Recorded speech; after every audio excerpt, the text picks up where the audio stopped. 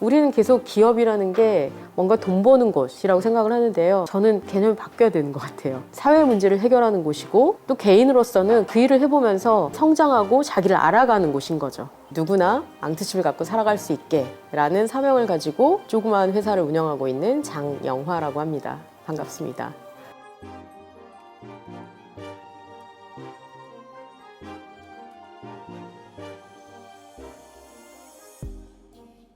우리가 앙트레프너십이라고 했을 때 이걸 우리나라에서는 기업가 정신이라고 표현을 하는데요. 정확한 의미는 아니에요. 우리가 리더십을 리더의 정신이라고 하지 않잖아요. 앙트레프너십은 자원을 효율적으로 활용해서 가치를 만들어내는 일련의 과정을 다 해내는 역량을 의미하는 건데 이게 정확한 단어가 없는 거예요. 사실은 기업가 정신 교육은 창업가를 키우는 교육이 아니거든요. 청소년들에게 기업가 정신은 스스로 내 길을 찾아가는 힘이다.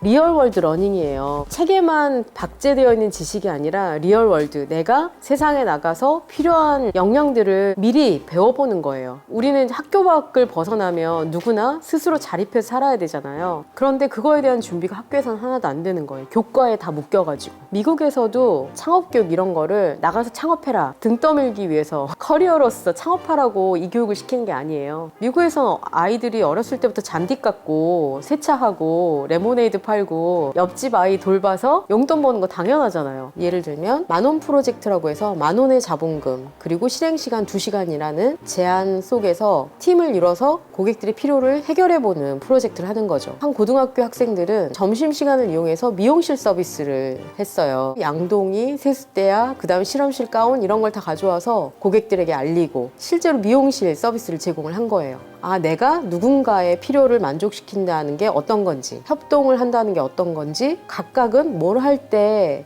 잘할 수 있는지 이런 것들을 경험하는 거죠. 이런 습관들이 청소년들에게는 내 길을 찾아가는 힘으로 작용한다고 생각해요. 공부하는데 쓸데없는 짓 하지 말라고 이야기하기보다는 뭐든 해보는 것들을 좀 더 잘할 수 있게 적극 지지해 주셨으면 좋겠어요. 오늘은 여러분이 하루 동안 그렇게 고생하면서 노력하는 걸 같이 축하해 주려고 이 자리에 모였습니다.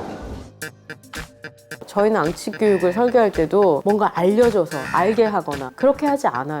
환경을 조성해요. 그냥 해볼 수 있는 환경. 대학생의 경우는 뭘 교육시켜서 뭘 하기보다는 스타트업이라는 환경을 제공하자 라고 해서 스타트업과 이렇게 연결하고 스타트업에 가서 일하니까 그냥 쑥쑥 성장하는 거예요. 창업가는 좀 다르죠. 창업가는 함께하는 사람들에 대한 책임을 다 져야 되는 거잖아요. 혁신을 만들어야 돼요. 혁신을 만들어서 혁신의 결과물이 구성원 모두에게 공유될 수 있도록 해야 되고 사회에 공유되도록 해야 되고 앙트십이 극도로 발현된 게 창업가인 건 맞죠. 하지만 앙트십은 생존 역량이어서 사회 구성원 모두가 색깔은 다르지만 저 나름대로의 의미를 갖고 있어야 된다라고 생각을 하고 있습니다.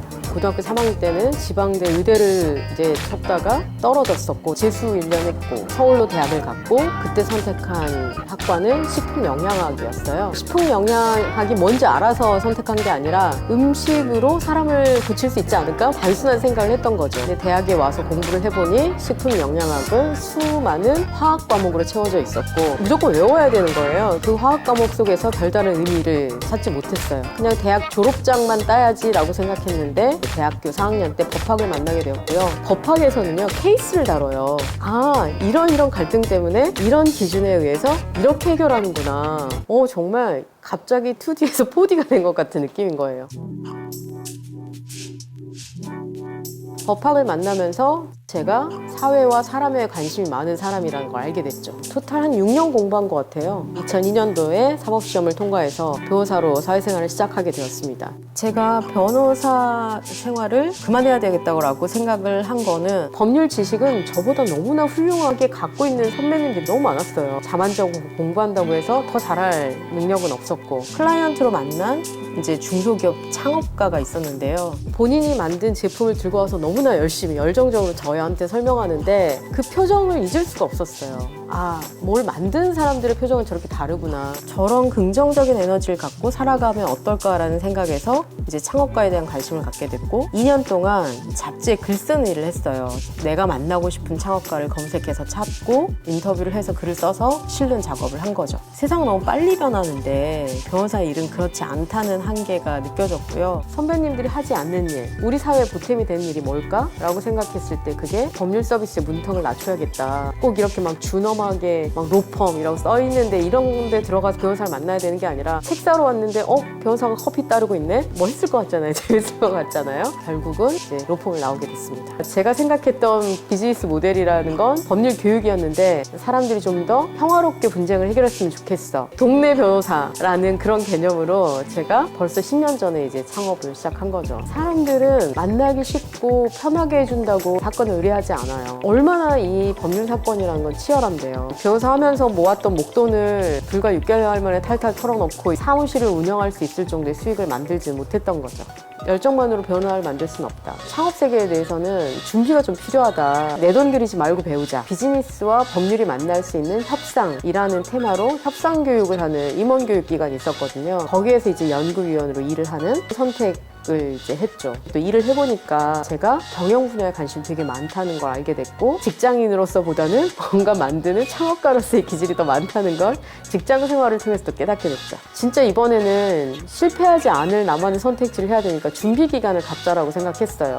내가 관심 있는 분야를 굳이 대가를 바라지 않고 돕다 보면 뭔가 찾을 수 있지 않을까? 그래서 이제 발런티어 활동을 했던 단체 중에 하나가 제주올레였어요. 제주를 오가면서 우연한 기회에 이제 저희 회사 투자자인 이재용님을 만나게 됐죠. 저는 교육이라는 분야에 관심이 많고 조금 더 사회의 발전에 도움이 됐으면 좋겠다. 이런 이야기를 나눴어요. 근데 마침 그분도 그때 이제 SOPONG라고 해서 소셜벤처를 투자하고 인큐베이팅하는 일들을 하던 초기였는데 투자를 하려고 돈을 놨어도 투자할 기업이 없는 거예요. 소위 말한 앙트로프너가 우리 사회에 너무 없는 거죠. 이 앙트로프너가 될 수 있는 텃밭을 가꾸는 일을 해보자. 앙트로프너가 더 많아지려면 우리의 교육 현장이 바뀌어야 되는데 주입식 경쟁 교육에서 주도적인 창의 교육으로 가기 위한 중요한 징검다리일 것 같다라는 생각을 한 거죠. 그래서 오픈 앙트로프너 센터라는 이름으로 재웅님은 이제 투자자로 나머지 3명은 재웅님이 연결해준 사람들과 함께 어떻게 하면 텃밭이 만들어질 수 있을까? 실험을 일단 해보자. 그런 생각으로 시작을 했어요. 처음에는 청년 창업가들을 대상으로 한 캠프 같은 걸 했어요. 제주에서. 근데 당연히 파급 효과가 적죠. 또 이게 수익이 되지도 않고 지속 가능성을 만들지 못하게 되니 같이 시작했던 이제 동료들도 떠나고 저만 남아 있다가 2013년 12월에는 투자자도 이제 투자 종료 선언. 더 이상은 이제 투자를 지속하기 어려운 것 같다. 비즈니스로 할 수 있는 일이 아닌 것 같다. 국가가 나서서 하거나 재단에 하거나 이래야 할 일인 것 같다라는 마지막 조언을 이제 남기고 투자자도 떠났죠. 그만하라고 하는데 자괴감이 완전 밀려오죠. 내가 과연 할 수 있을까? 내 통장을 헐어서 다시 1년만 더 해보자고 했을 때 그게 어떻게 보면 앙트레프너의 첫 시작점이다라고 생각을 하고 있습니다. 첫 번째 비즈니스 모델 앵벌이다라고 표현을 하는데요. 구걸이죠, 구걸. 한 학교씩만 후원해주세요. 그렇게 해서 이제 10개 학교를 돌린 게 시작이었고 그걸로 이제 사회에 증명을 해보였고 지금은 개별 학교에서도 저희가 만든 교육 서비스 자체를 패키지로 판매를 해요. 선생님들 사이에서 많이 인식이 이제 확산되면서 저희 스스로도 이제 자부심을 느끼고 있고 올해는 이제 더 많은 사람들이 알 수 있도록 하자. 다른 의미로 기업가의 정의를 만들어내는데 일조할 수 있었으면 좋겠다. 이제 다수의 사람들은 마음을 담은 기업가로 살아갔으면 좋겠고 누구나 자기가 하고 싶은 일을 자기의 속도대로 잘 하면서 행복하게 사는 그런 세상을 만들고 싶고 저희가 그 역할을 했으면 좋겠어요. 앙트십이 이제 발현돼서 사는 것과 그렇지 않은 삶을 살았던 것의 차이가 있겠죠. 많은 사람들이 그런 이야기를 하거든요. 그렇게 어렵게 해가지고 왜 변호사 자격증 안 쓰냐고. 변호사 할 때 너무 지겨웠다, 힘들었다 이런 표현을 하는 건 아니고요. 변호사를 할 때 장영화는 무채색 인간이었어요.